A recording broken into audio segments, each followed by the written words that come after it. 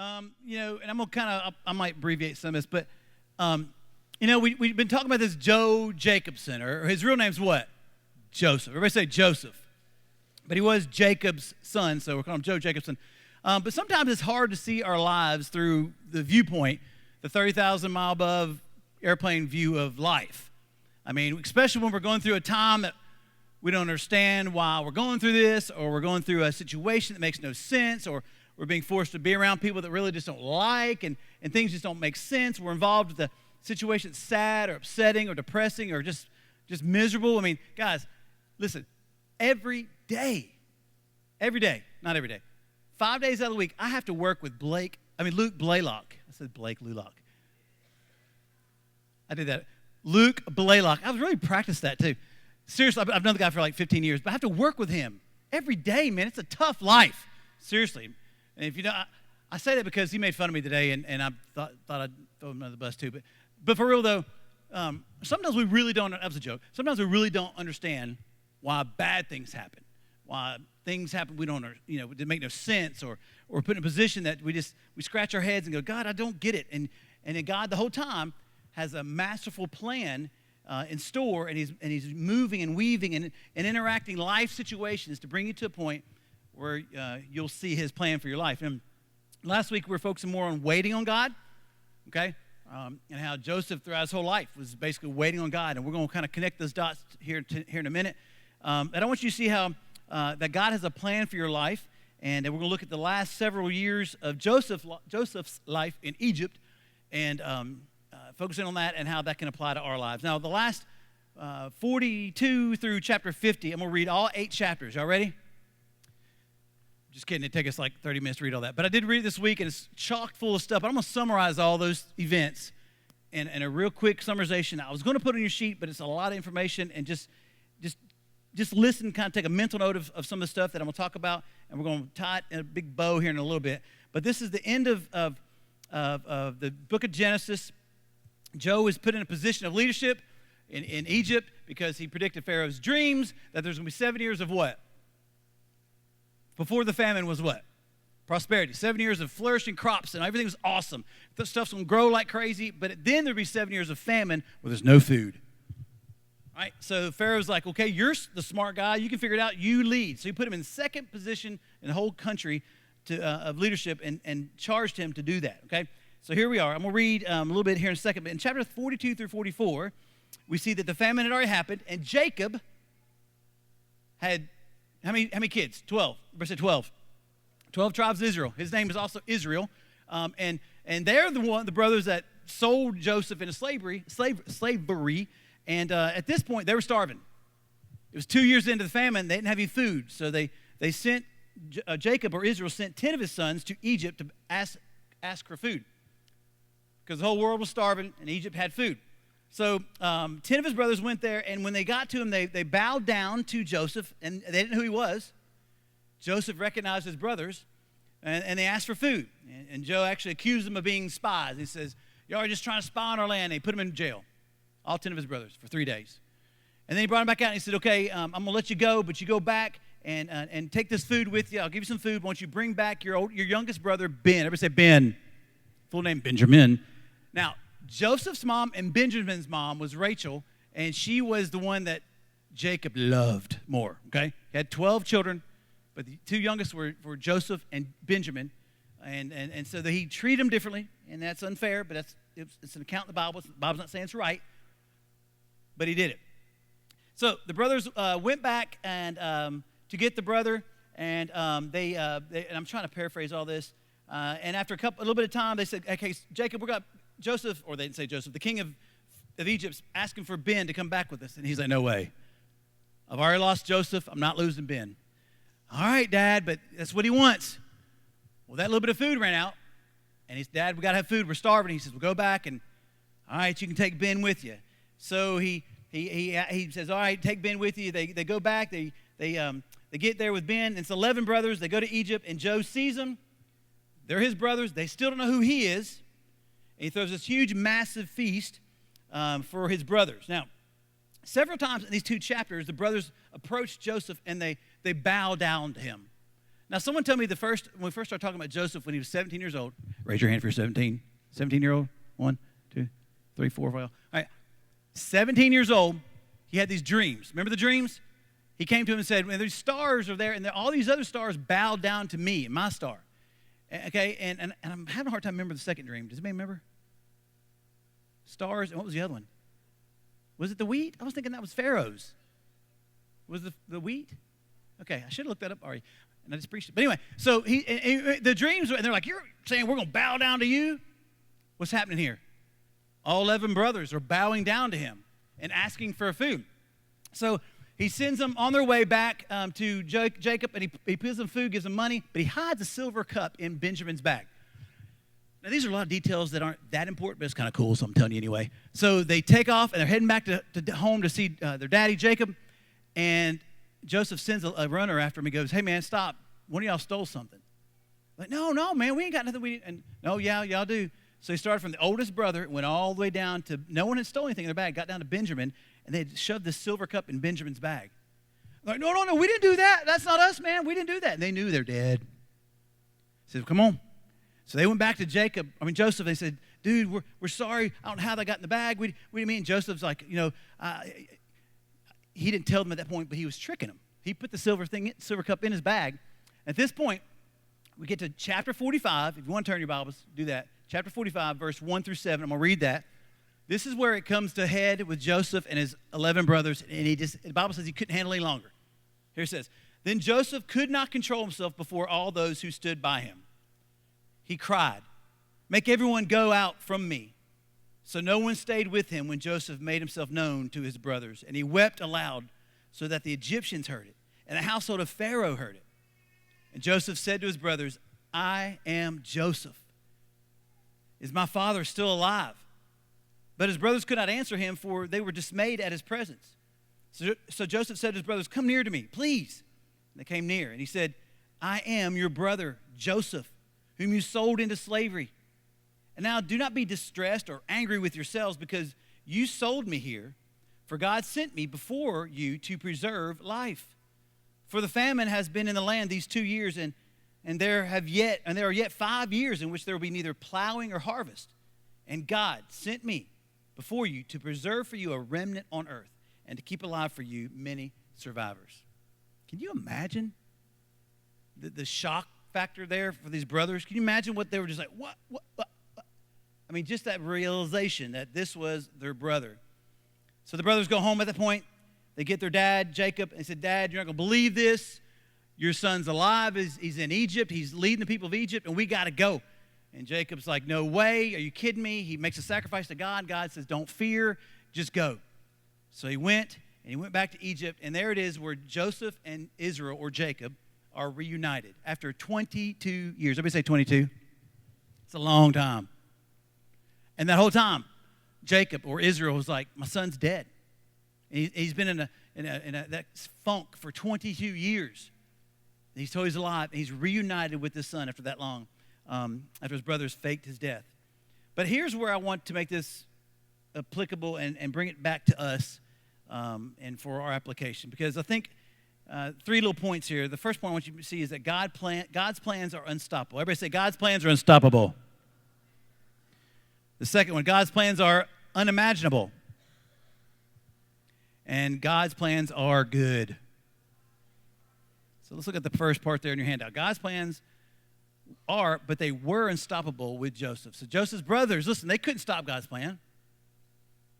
Think about it. They sold him into slavery, wishing him to be dead. They actually wanted him dead. If it wasn't for Zebulun trying to stop him, they would have. Their own brother.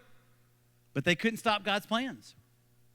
And then the Egyptian government, they couldn't stop God's plans. This Egyptian government, they're wicked. The Egyptians were ungodly. They had multiple gods, and they're pagans, and they were just evil and corrupt. But they couldn't stop God's plan. The imprisonment and the famine that they went through couldn't stop God's plan. Nothing, everybody say nothing, could or can stop God's plans. God's plans are unstoppable. Number 2, God's plans were unimaginable. Like, what? How could this be? Our brother? You're alive? I mean, that had to just freak them out. And even for Joseph, when they first showed up, he's like, there's no way. My brothers are here. I mean, put yourself in his position. Not in a million years did Joseph ever even dream that his brothers would come back and ask for food. Unimaginable. But for Joe, God's plans were unimaginable, but they just had to be so difficult for him to rationalize and understand. Sometimes in life, students, adults, things just don't make sense. I mean, situations and curveballs and family happenings and and I could go on and on, but things just, you don't understand. They're unimaginable. You don't understand why, but then God, you got to understand that God has a plan. Joseph went from being a slave, scum, bottom, all the way to being raised up to be the second person, the vice president, basically, of Egypt. Wow. Mind had to be blown. Then he went through this, you got to think about all he went through, the hatred from his brothers, the slavery, the false accusations from Potiphar's wife, then the imprisonment that Potiphar threw him in prison for doing nothing. And then this whole time last week we talked about the dreams, and then the cupbearer, what did he do? He forgot all about it. For how long? 2 years. Oops, sorry, Joseph, I've left you in prison all this time. He just forgotten about it. And then he goes through this famine, and it's hard to understand some stuff that you go through in life. And for Joe, it's just, he didn't understand, I'm sure, but God's plans were not only difficult to understand, they're difficult sometimes for him and for us to walk out, to live out when we don't understand. We can't fathom his plans. There's no indication that he expected his brothers to make a visit to Egypt, but his brothers came, and what did they do? They bowed down to Joseph asking for food. You got necessities in life. You got what? Shelter, clothing, and food, right? Or is clothing one of them? I don't know. You have to have clothing, but the bare necessity, they needed the bare necessity of food. And they came begging, bowing down to their brother Joseph, begging for food. I can imagine it had to be super hard for him not to react when they walked in. Here he is giving out, distributing food. I don't know. I'm just my mind going through this. He's saying, okay, give them some food. And he's just kind of commanding this group up here to get certain portions of food and this certain people. And then, he's told, hey, we got these people from Canaan that are wanting some food. And they walk up, and he's just like, and he sees his brothers, the guys that wanted him dead, the guys that faked his death, the guys that threw him in a pit and sold him into slavery. Most people would be like, okay, put him in jail, whip him, torture him, put him to death, whatever. No, but not Joseph, because Joseph saw that God has a plan. God uses things like that, even beyond his wildest thoughts, his wildest dreams. Even for a dreamer like Joseph, had to be just mind blown by his brothers showing up that day. Joe had no clue all that was going to work out, but God did, because God's plans are unimaginable. Everybody say unimaginable. It's kind of a big word. We don't use it much, but it is. All right, now let's move on to this verse that is taken out of context a lot. It's a verse it's great, and if you want to go back and read the whole chapter, please do. It's great, but in Romans chapter 8, verse 28, I want to give you some, we'll kind of digest this verse here and kind of tear it down a little bit, but it says, and y'all have heard this before, and we know that for those who love God, all things work together for what? Good. Everybody says all things work together for good for them who love, right? People like to leave that last part off, but it says for those who are called according to his purposes. Now, when Paul wrote that, he had no idea to be taken out of context like it is, obviously, but it doesn't mean some things. We're going to go there in just a minute, but it does give us some encouragement. It's a very powerful verse.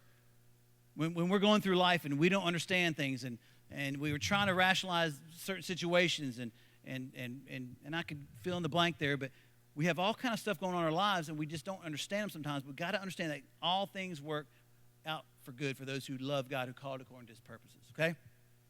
These are things we can and should cling to in those times of need. So look at your hand out there. God's plans are good. Say it with me. God's plans are good. Say, we know that we know. Everybody say no. Like we know. It's not we guess or we're sure. Maybe. No, it says we know for us who love God. Not all people, not all just human beings, but we know for us who love God. This is a promise for God's people through faith in Jesus who have a relationship with God. For those who love God and are loved by God. Yes, God loves the whole world, right? Loves all people. But his goodness and his plan are for his children. Now, does God use lost people? Absolutely. Does God use the world around us? Absolutely. But his goodness and his plans are for his people, okay? because only true believers can understand what real love and what true love is. So for us who love God, all of life's ups and downs work together. For those who understand and love God and know that God loves us, all of life's ups and downs just work out. They work together. Now, it's not always fun. I mean, it's not always a big party, happy, joy, right? But we know that God has a plan. God has a reason. God has a hope. And I think through, and I was going to try to walk you through the path of my life a little bit, just because of the weirdness of how I got here, how I got to where I am and who I am. Because of my granddad in Maryland, who had nothing to do with God. He actually, to my knowledge, I really only saw him like 3 times my whole life. But at 11 years old, he passed away. He was a drunk. He owned a bar. That's what his life was. It had nothing to do with Beer House, my last name, I promise. But he ran a bar. So my dad got out of the Army. He went to church just because he was bored on a Sunday. He's like, I'll give church a shot. Went to church, heard the gospel, gave his life to Jesus, and started running, literally, physically, every day running after the things of God. Couldn't get enough of them. And so the pastor started mentoring my dad. And long story short, my dad married the pastor's daughter, who's my mom. And surrendered a call to ministry and went to his dad and explained this. And his dad's like, I don't want anything to do with Jesus. I'm sick and tired of you talking about Jesus, God, church. Just stop. So my dad left Maryland and took a job in West Virginia, where I was born. And through all that stuff, Dad moved to a couple churches there, got his full-time church job, moved to Kentucky, right? Love Kentucky. And in Harrisburg, Kentucky, he spent about 4 years there, my 6th, 7th, 8th, and 9th grade high school. And after my 9th grade year, who's a 9th grader? Raise your hand. Raise your hand. 9th graders. Okay. All right. After your 9th grade, Dad and Mom says, come on, we're moving to another state. Or actually across the whole state. After my 9th grade year, moved to 10th grade, and half of my 11th grade year. Raise your hand if you're 11th grader. Okay. February, like this time of your junior year, Molly, like right now. What if I said, hey, Molly, we're moving to Florida? Yippee-ki-yay, right? That would stink. I was upset. I was like, God, what? I'm not, they don't wear shoes in Alabama. I don't want to move to Alabama. But, I'm just kidding. I'd never been to Alabama. What? Dad took a job in Birmingham, so we moved to Birmingham. Finished up my high school my junior year, 3 months my junior year, my senior year in high school. And I think about all those plans and how God weaved that out. And I'm trying to paraphrase this as much quick as I can, because I went to school 2 years in Birmingham at college, and then transferred to UNA. Was up here 2 years, trying to figure it out, was studying business. I've told y'all this before. My buddies and I were going to go in business together, and then through really getting into things of God and from God's providential hand, I met my wife right there, love you. We started studying together and seeking things of God together. God called me to ministry and preach, and I was like, no, God, I don't want to do that. I'm scared to death. I can't get in front of people. There's no way. But God says yes. I said, okay. I quit my job. Took a job in Coleman when I graduated, and we got married. No, wait a minute. Started there in April of 99. We got married in May of 99, and was there for 9 years. And then out of nowhere, I get a call from a lady named Miss Myra Carter in 2008. How many of you were born in 2008, right? Holy crap. Yeah. Seriously. Molly, you were born in February, and Myra called us in March, I think, and said, hey, are you interested in coming to church in Florence? I'm like, nope. She's like, well, your name was given to us. Would you just pray about it? And every other time someone's called me and asked me to put my name in for a position at a different church, I've always said, no, I just don't feel peace about it. I'm not going to do it. But I literally could not say no. She said, would you pray about it? I was like, I couldn't say no. I said, oh, sure. So I prayed about it. Long story short, came here in 2008. Molly was 3 or 4 months old. And all that to say is, you're like, whoop-de-lotty-do, your story. But I think about the plans of Joseph, and I'm not comparing my life to Joseph at all. I've never been through a glimmer of his tragedy and heartbreak and struggle. But through especially my high school years, I was like, God, what's going on? I can't even have friends. I'm moving around so much, it stinks. I can't. And it's one thing I asked God when I said, okay, God, I'll do what you want me to do. I'll preach, whatever. But please, can I just stay somewhere for a while? My dad moved around. I didn't want to be that guy. But whatever you want, God, I'll do it. But by his grace and providential hand, I've been here for 16 years, and it's been a blink of my eye. It's been so much fun. I've seen so much amazing stuff. But I think about the plans that God has for me and had for me, and the plans that God has for you, students and adults, and how he weaves it in and out of people's lives and and locations. But when you stand up for what's right and you follow after things of God and you honor him with your life and you understand that he is good and he has a plan for you, and no matter what the ups and downs are, that he has an unstoppable, unimaginable plan for your life, for his glory, it's awesome. Nothing can describe the goodness of God. We just sang about it. When you're do your best, and guys, I'm a dirty, rotten, stinking sinner that don't deserve any, but by his grace, he's allowed me to be here and to enjoy this and be a part of God working and moving at this church. And it's awesome. But again, it's for the goodness of God. It's the glory of God. And it's there in that verse. It says, for those who are called according to his purpose. That's not just those who are called to preach or missionary or sing or whatever. It's those who are called to salvation. Now, I want to give you some information here. I don't even think I put it on your sheet there. I didn't. But that part, the word there, and I'm not a scholar, obviously a Greek scholar, but I did find this out. The word called, where it says, for those who are called according to his purpose there in Romans 8:28, that word in the Greek, it identifies someone whose involvement or presence has been officially requested and whose refusal is not an option. Did y'all hear that? It says, everything works together for good for those who are called according to his purpose.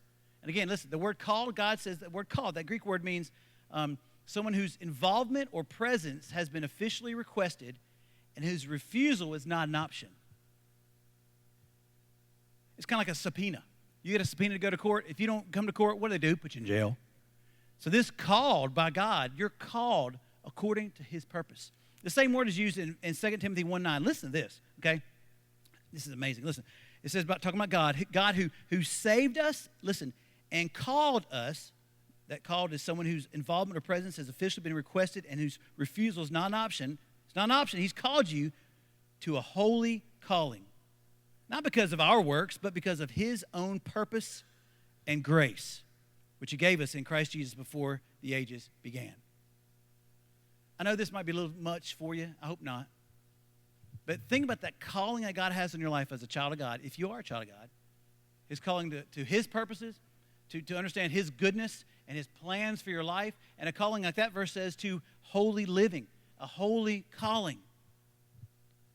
See, our life is all about the glory of God and his plans for us, just to use us for greatness, for things that we never imagined, things that nothing can stop. And I'm telling you, with every fiber of my being, I never, ever imagined when I was your age that I'd be doing this right here, that I'd see this right here, and God would use me to be part of what he's doing at Underwood Baptist Church in this community, in this area. And it's nothing. I mean, I can't do jack squat, but when you just say yes, you watch God do crazy stuff, man.